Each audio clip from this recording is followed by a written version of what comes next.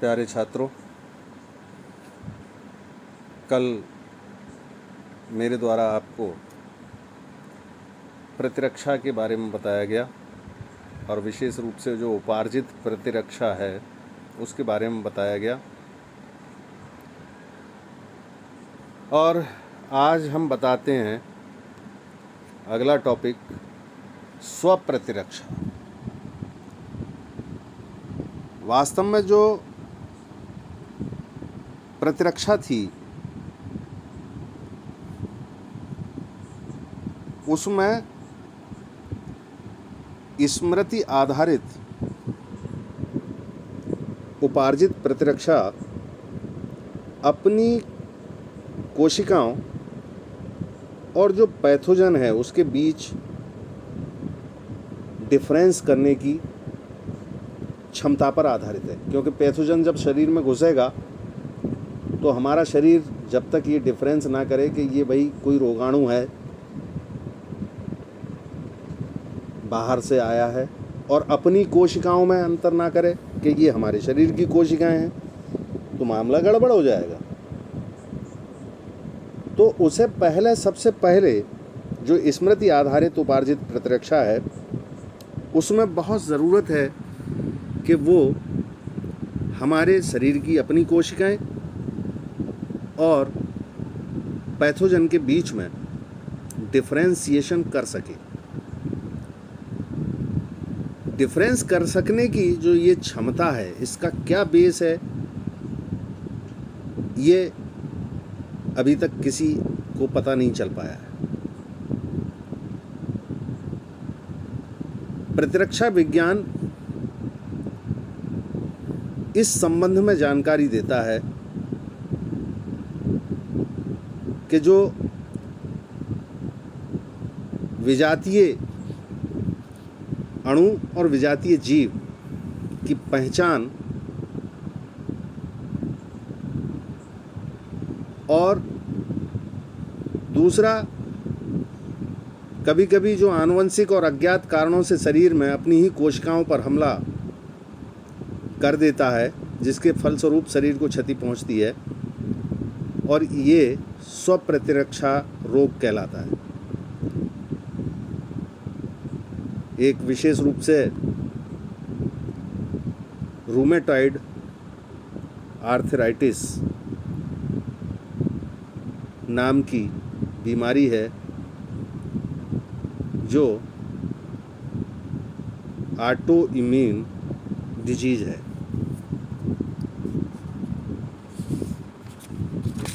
और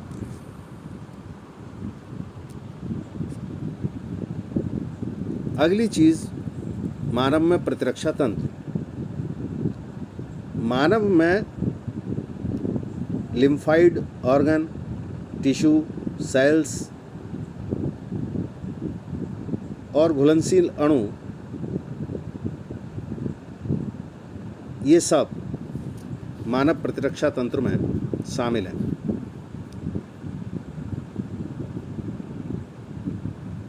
वास्तव में प्रतिरक्षा तंत्र जो है वो इस मायने में बहुत, उसका कोई मुकाबला नहीं कि वो जो विजातीय एंटीजन हैं जो हमारे शरीर के नहीं हैं उनको आसानी से पहचान लेता है और इनके प्रति रेस्पॉन्स भी करता है और इन्हें मेमोरी में भी रखता है, याद भी रखता है। प्रतिरक्षा तंत्र एलर्जी एक्शंस और ऑटो इम्यून डिजीज़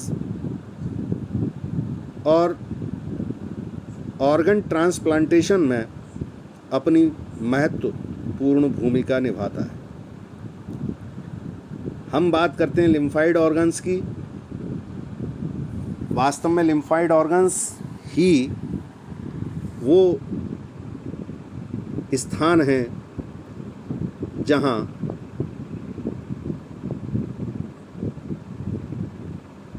लिम्फोसाइट्स की उत्पत्ति, मैचुरेशन, प्रोलिफरेशन, ये सब होता है। बोन मैरो और थाइमस, ये प्रिमिटिव लिम्फाइड ऑर्गन्स हैं जहाँ अनमैच्योर्ड लिम्फोसाइट, एंटीजन और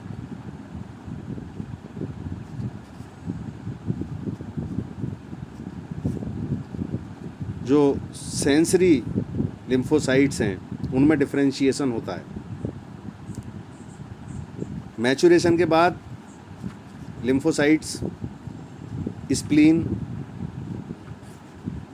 लिम्फ ग्लैंड्स, टॉन्सिल और जो छोटी आंत है उसके अंदर पाए जाते हैं पेयर पैचेस और अपेंडिक्स जैसे सेकेंडरी ऑर्गन्स में चले जाते हैं।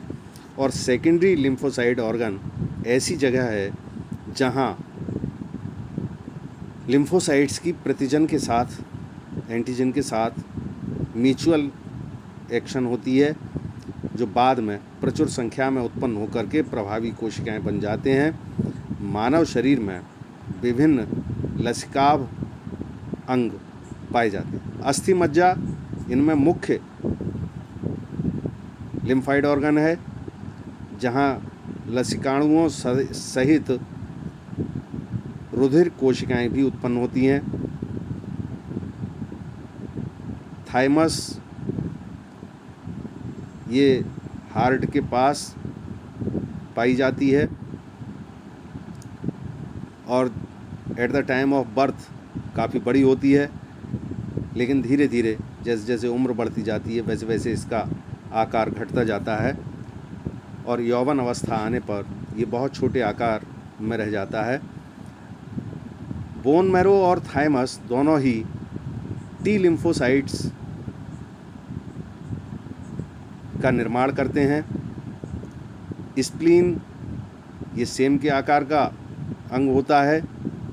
इसमें मुख्य रूप से लिम्फोसाइट और फैगोसाइट होते हैं जो रुधिर में पैदा होने वाले सूक्ष्म जीवों को फांस कर फिल्टर के रूप में काम करते हैं। और प्लीहा में रेड ब्लड कार्पसेल्स यानी आरबीसी का पूरा स्टोरेज होता है। लिम्फ ग्लैंड्स छोटी छोटी ठोस रचनाएं हैं जो लसिका तंत्र पर विभिन्न स्थानों पर पाई जाती हैं। लसिका ग्रंथियां छोटे छोटे जीवों और दूसरे प्रतिजन जो एंटीजन हैं उन्हें फांस लेती हैं और इन ग्रंथियों में फंसे हुए एंटीजन वहाँ मौजूद लिम्फोसाइट्स के एक्टिवेशन और इम्यून रिएक्शन के लिए उत्तरदायी होते हैं।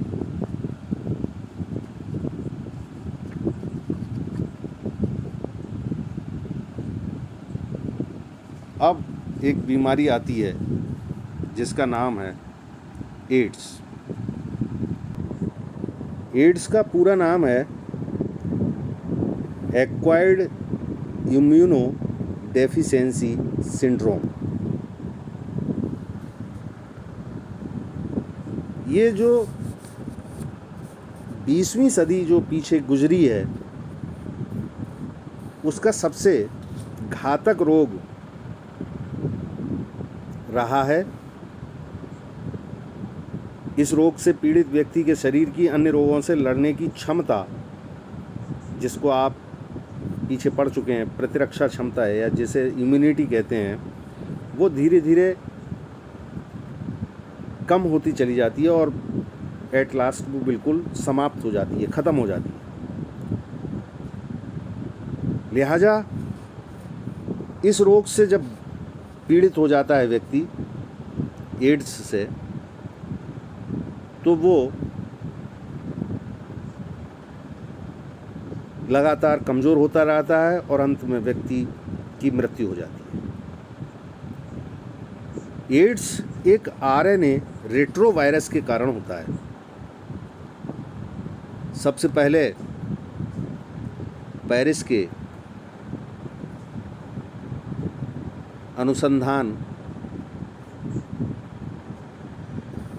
पास्चर इंस्टीट्यूट के वैज्ञानिक लुक मॉन्टेग्नियर ने एक व्यक्ति के लिम्फ नोड से इस वायरस को पृथक किया और उसे LAV लिम्फोएडेनोपैथी वायरस नाम दिया। फिर इसके बाद NIH America, national institute of health America के एक वैज्ञानिक थे गैलो, उसमें बताया, गैलो ने अपना रिसर्च की और उसमें ये बताया कि जो मानव की प्रतिरक्षा क्षमता है समाप्त होने का कारण वो रेट्रोवायरस का संक्रमण है, और इसे उन्होंने human T cell lymphotropic virus third का नाम दिया।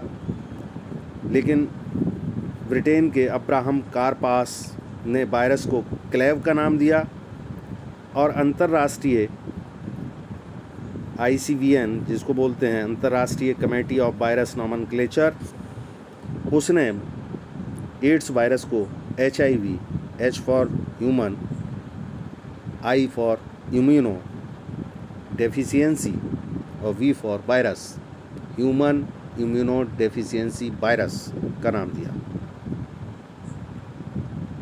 वास्तव में HIV वायरस ऐसी कोशिकाओं को सिलेक्ट करता है जिनकी कोशिका कला की सतह पर CD4 प्रोटीन के अणु उपस्थित होते हैं। इनकी अत्यधिक संख्या T4 लिम्फोसाइट की कोशिका कला में होती है, इसीलिए T4 लिम्फोसाइट HIV वायरस की मुख्य टारगेट सेल हैं। T4 लिम्फोसाइट के संपर्क में आते ही HIV वायरस की बाहरी खोल की लाइपोप्रोटीन और T4 लिम्फोसाइट की कोशिका कला की CD4 प्रोटीन के बीच आपस में क्रिया होती है, और HIV वायरस T4 लिम्फोसाइट की सतह पर चिपक कर इसी का भाग बन जाता है। HIV वायरस की न्यूक्लियोकैप्सिड लिम्फोसाइट के कोशिका द्रव्य में प्रवेश करती है, प्रोटीन्स का जलापटन हो जाता है और RNA होस्ट सेल से प्रवेश कर जाता है। ये T4 लिम्फोसाइट के DNA के साथ संयोजन कर लेता है। इस अवस्था में एड्स के वायरस पूरी तरह सुरक्षित रहते हैं। HIV वायरस के जीवों में और न्यूक्लियोकैप्सिड संश्लेषण अनेक पृथक न्यूक्लियोकैप्सिड में संयोजन पोषद लिम्फोसाइट के कोशिका द्रव्य में हो जाता है, और अंत में HIV वायरस के न्यूक्लियोकैप्सिड पोषद लिम्फोसाइट की कोशिका कला के समीप आकर वह कोशिका पारण एक्सोसाइटोसिस के फलस्वरूप रुधिर में मुक्त हो जाते हैं, और ये जो T4 लिम्फोसाइट का इसमें विनाश होता है, फलस्वरूप मानव शरीर की प्रतिरक्षण क्षमता कम हो जाती है। HIV वायरस से संक्रमित रोगी के पसीने, लार, पेशाब, आंसू, दूध, इन सब में HIV वायरस पाया जाता है। एड्स का एक अन्य रूप भी है जिसे एड्स रिलेटेड कॉम्प्लेक्स ARC कहते हैं। इसके कारण रोगी को ज्वर रहता है, लिम्फ ग्रंथियों में सूजन, रात में पसीना आना और शरीर का वजन बहुत कम हो जाता है। तो ये एड्स रोग की बात थी। जहाँ तक HIV संक्रमित व्यक्तियों के प्रसारण या संचरण ट्रांसमिशन का सवाल है, तो HIV का प्रसारण या ट्रांसमिशन तीन विधियों से होता है। एक पहली विधि है ड्रग एडिक्शन, मानी मादक पदार्थों का नियमित सेवन करने से, क्योंकि जो लोग लगातार मादक पदार्थों को इंट्रावीनस इंजेक्शन IV के द्वारा शरीर में लेते हैं, वे ऐसा करते समय सिरिंज का उपयोग ही करते हैं, डेफिनेटली बात है। और जब वो सिरिंज किसी HIV संक्रमित व्यक्ति से उस स्वस्थ व्यक्ति के शरीर में ये वायरस ट्रांसमिट हो जाता है।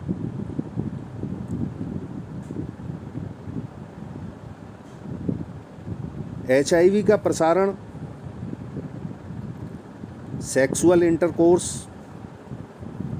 द्वारा होता है।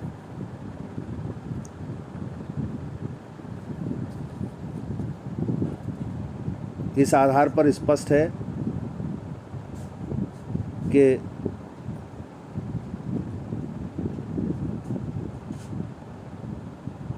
जो HIV पीड़ित लोग हैं उनसे किसी प्रकार का लैंगिक संसर्ग न किया जाए। कुछ चिकित्सकीय कारण हैं, जैसे एक्सीडेंट हो गया, रोगी के शरीर से रुधिर बह गया और ऑपरेशन में कहीं ब्लड की ज़रूरत पड़ी तो ट्रांसफ्यूज़न बहुत ज़रूरी हो गया, डॉक्टर की लापरवाही हुई, उसने एड्स पीड़ित व्यक्ति का शरीर किसी दूसरे स्वस्थ व्यक्ति के शरीर में चढ़ा दिया। एड्स पीड़ित व्यक्ति का रुधिर, नॉट शरीर बट रुधिर, स्वस्थ व्यक्ति के शरीर में चढ़ा दिया, तो ऐसे में वो व्यक्ति HIV उसके शरीर में पहुंच जाएगा और वो व्यक्ति एड्स पीड़ित हो जाएगा। निदान और उपचार कैसे करें? तो इसके HIV के संक्रमण और प्रतिरक्षी प्रोटीन्स का पता सीरोलॉजिकल टेस्ट से होता है।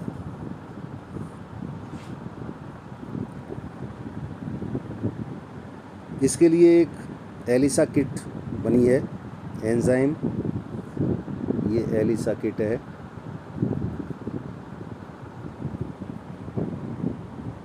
इसका पूरी फुल फॉर्म है एंजाइम लिंक्ड इम्यूनोसॉर्बेंट एस्से किट, इम्यूनोसॉर्बेंट एस्से किट।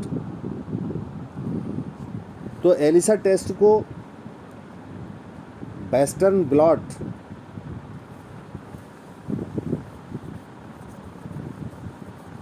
भी एक टेस्ट है इसका।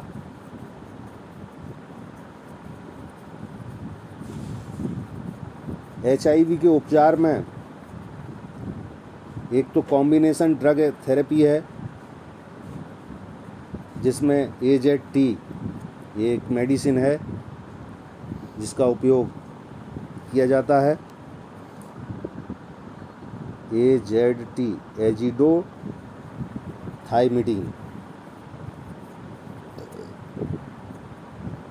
इसका उपयोग किया जाता है, जो HIV के प्रतिवर्ती ट्रांसक्रिप्टेज एंजाइम को निष्क्रिय करके HIV के प्रतिरोध भवन को रोक देती है।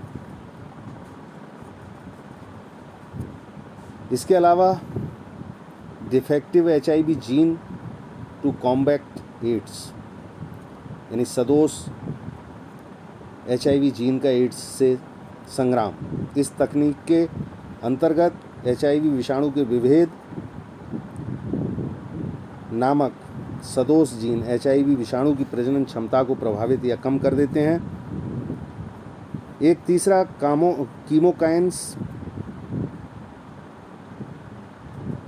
और कैफ। कीमोकाइन CCR5 और CXCR4 आपस में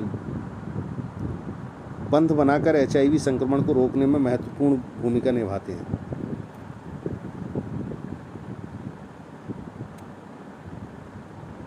HIV से बचाव के कुछ सुरक्षात्मक उपाय हैं, जिनमें एड्स कोई जन्मजात रोग तो है नहीं। ये मानव के जीवन काल में उपार्जित प्रतिरक्षा तंत्र की न्यूनता की वजह से विकसित होता है।